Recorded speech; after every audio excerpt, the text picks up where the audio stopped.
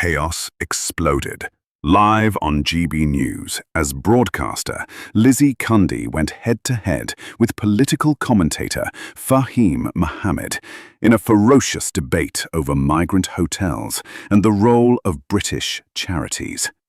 Cundy blasted organisations like the Red Cross, accusing them of aiding and abetting a system that's left Britain bursting at the seams, while Fahim grilled back with equal fire, defending humanitarian aid as a moral duty, not a political threat. The clash spiralled fast, schools overwhelmed, streets packed, and veterans homeless, while migrants filled up hotels. Then came the hammer blow. Cundy erupted, citing frightened children and forgotten Britons, accusing charities of turning the public into second-class citizens in their own country. Fahim tried to recover, but the damage was done. The studio was left gobsmacked, the audience speechless. Watch the clip. If you enjoyed the content, don't forget to subscribe.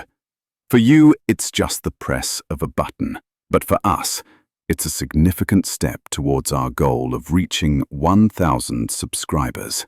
Your support makes a real difference.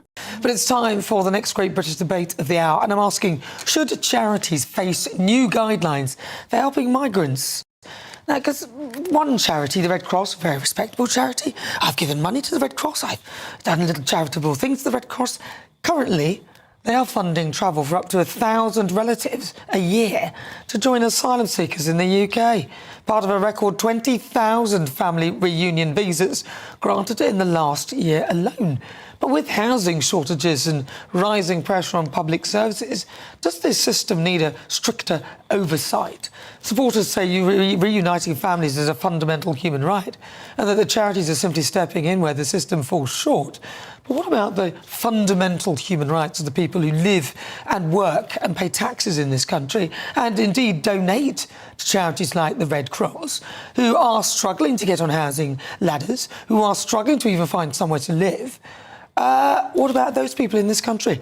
So for the Great British Debate this hour, I'm asking, should charities face new guidelines helping migrants in the UK? So joining me now, broadcaster. No, I think there should be definitely new guidelines. Look, I've said this. We are bursting at the seams, Nana. We are not a charity. Let's put our own people first. That's what this government should be doing. And that's why we're seeing the protests like we're seeing, because people are looking at us as if we are a country that's a soft touch.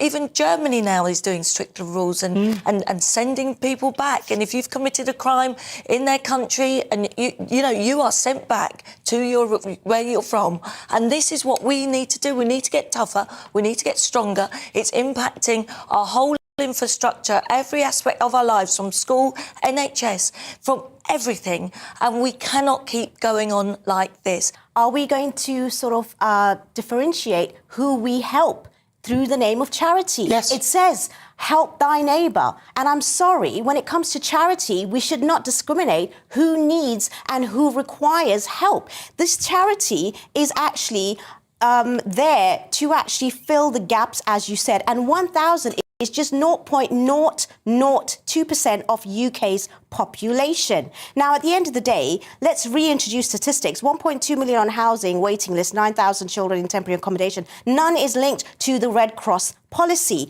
They are a British humanitarian body whose mandate is to reunify families, not a migration policy implementation. Their support does not create systemic issues. How do you know that? This has nothing to do with that. Well, it's of course the it failure does. of the Home Office, and especially the 28-day move-on deadline. Now, this is proven to push refugees into destitution within weeks. And at the end of the day, again, do we now discriminate? Oh, who are we going to give in charity? And again, these are not something that we should be talking about when it comes to charity registered, regulated, governing sort of bodies who are there to fill the void of the state. And this is really quite help. The charities shouldn't be doing this when with what's going on with our own people. The first order of any government is to look after its own people, and this is why we are seeing the protests. This is why we're seeing people distraught what's going on in their own towns, in their own villages.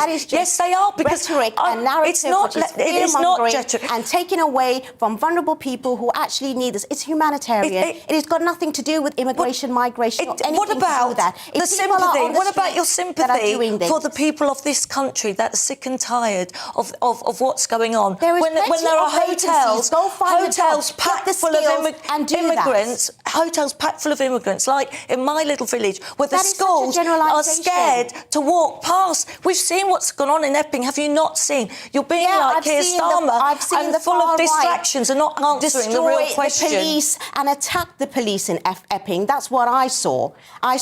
That's what I saw. Do you not understand the people of Epping? Because this is what's worrying about, sadly, people like you and this government.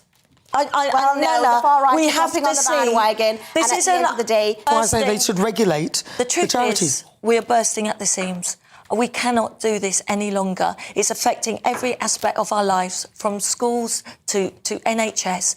And I'm sorry, if you can't understand why people are protesting, it is affecting their everyday life. And they're scared, and they're scared for them, and they're scared for their children. Well, listen, I'll tell you what, if they live next door to you, Fahima, if there's one big camp next door to you, you saw Chris Worrell do a big 180 there when there was a potential for them to be moving to a hotel near him. The very charitable Chris Worrell was suddenly part of the protest.